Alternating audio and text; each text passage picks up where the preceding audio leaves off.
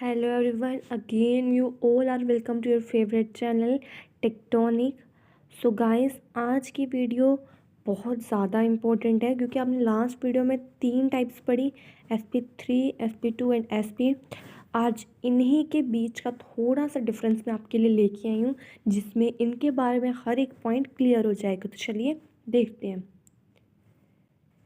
Guys, ये table है, याद कर लो, फुल मार्क्स मिलेंगे। कुछ भी आ जाए, SP3 के बारे में बताना है ये लिख दो, SP2 के बारे में बताना है ये लिख दो, SP के बारे में बताना है ये लिख दो, ख़त्म कहानी। ठीक है, तो चलिए आज देखते हैं इसमें है क्या क्या।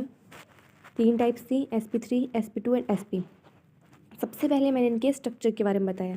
जब आप SP3 हाइब्रिडाइजेशन करते हो तो मॉलिक्यूल का क्या स्ट्रक्चर बनता है, टेट्राहेड्रल।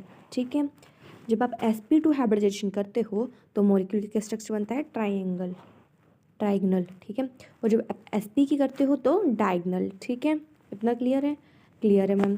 अब SP3 का एंगल याद कर लो, ये एंगल तो आप लोगों को याद ही करना पड़ेगा। SP2 का 120, SP का 180। ठीक है, उसके बाद मैंने बताया कि जो SP3 है वो कब होती है, जब सिंगल बॉन्ड्स हो। ठीक है, जब कार्बन के साथ सिंगल बॉन्ड्स के साथ अटैच हो, जैसे हाइड्रोजन सिंगल बॉन्ड के साथ अटैच हो। SP2 कब होती है, जब डबल बॉन्ड्स हो। और SP कब होती है, जब ट्रिपल बॉन्ड्स हो या फिर 2 डबल बॉन्ड्स हो, जैसे कि इस वे से कोई स्ट्रक्चर हो। ठीक है, इतना क्लियर है? क्लियर है मैम। अब इसके बाद जो आपकी SP3 हाइब्रिडाइजेशन है वो स्ट्रोंगर बॉन्ड बनाती है as compare to unhybridized S और P ऑर्बिटल। सेम चीज़ SP2 के लिए भी है और सेम ही SP के लिए भी है। ठीक है, मार्क कर लो सेम।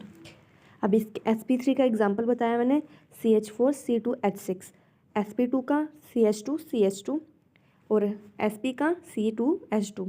ठीक है, अब देखो जो SP हाइब्रिड ऑर्बिटल्स होते हैं वो स्मॉलर होते हैं साइज़ में एज़ कम्पेयर टू SP2 और SP3।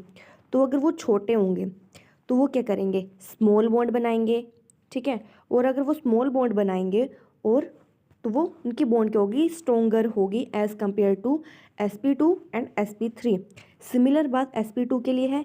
SP2 का साइज़ SP3 से छोटा होता है। अगर साइज़ छोटा है, स्मॉल बॉन्ड बनाएंगे तो बॉन्ड की होगी, स्ट्रोंगर होगी as compare to SP3 orbitals.